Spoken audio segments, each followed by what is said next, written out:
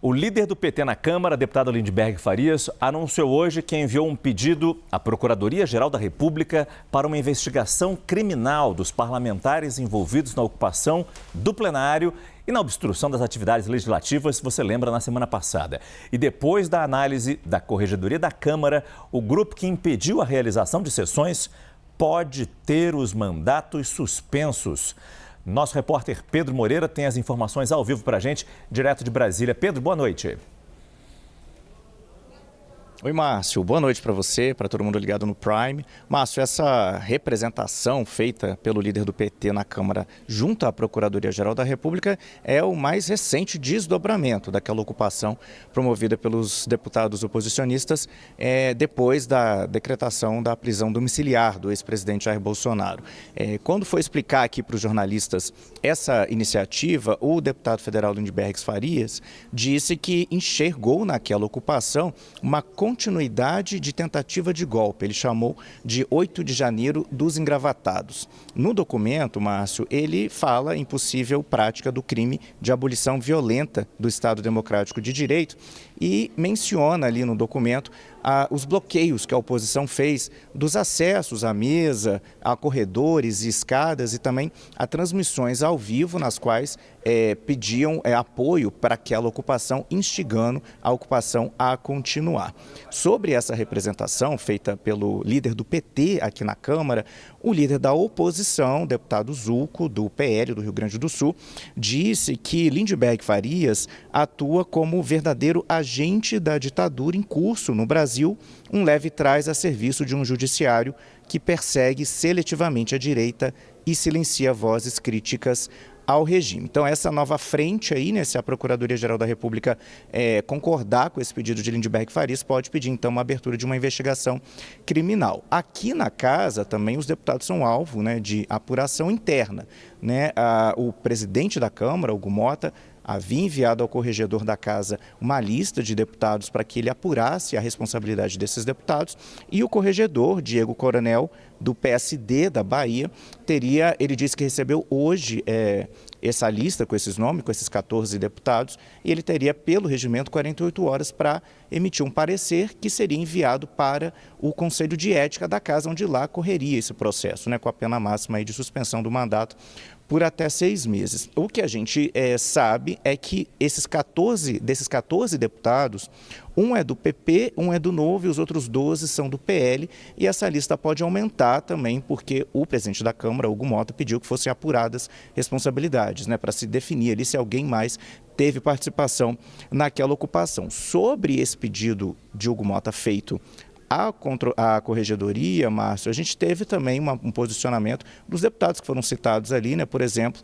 a deputada Bia Kicis, do PL do Distrito Federal, diz que se a Câmara punir aqueles parlamentares, estaria indo contra um precedente aberto pelo próprio Congresso. Ela lembrou um caso de 2017, quando 6 senadoras ocuparam a mesa do Senado para tentar impedir a reforma previdenciária. Então agora a gente tem esse cenário, Márcio, uma possível punição via PGR, se a PGR aceitar o pedido de investigação, e a gente aguarda também o corregedor aqui da Câmara emitir o parecer dele ao longo dessa semana, Márcio. Muito obrigado, Pedro Moreira, que falou com a gente direto lá do Salão Verde da Câmara dos Deputados.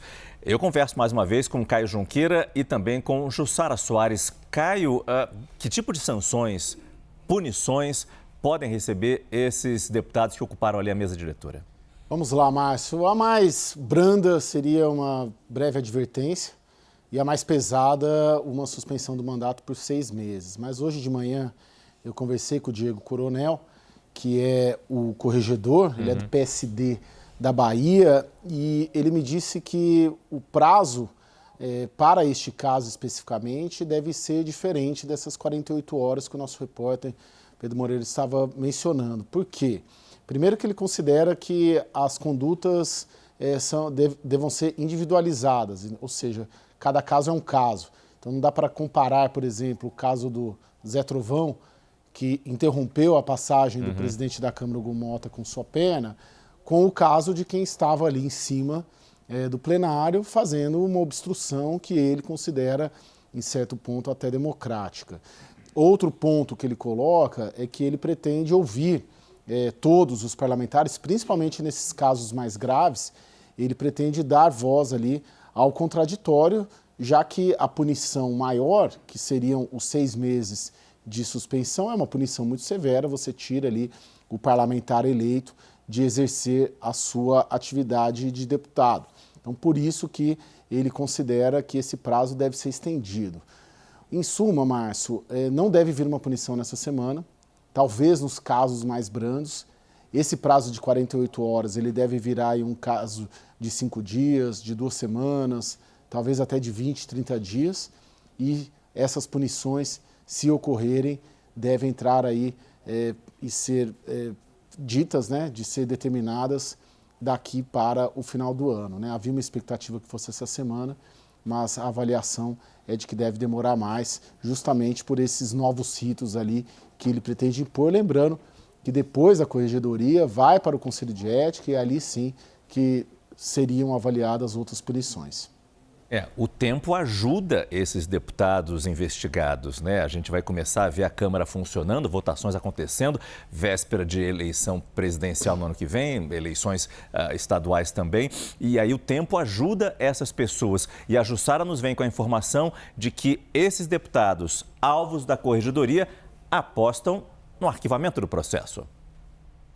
Olha, eles têm dito nos bastidores que vão confiar no bom senso do corregedor, o deputado Diogo Coronel. O que eles me dizem é o seguinte, que a tendência é o arquivamento. Claro que eles tentam minimizar toda a repercussão disso, dizendo o seguinte, olha, isso que está acontecendo, esses procedimentos abertos na corregedoria, faz parte da política. Houve uma provocação dos deputados petistas, portanto, isso que está ocorrendo está dentro do trâmite normal e estão tentando manter a calma, claro, para não acusar logo uma derrota antes mesmo de uma punição. Então, eles têm adotado uma cautela e tentando também não ir para o enfrentamento com o corregedor neste momento. Sabe que o corregedor agora está com a caneta na mão para poder decidir a punição ou não, né, a suspensão ou não. Bem, mas como o Caio disse, também entre esses 14 deputados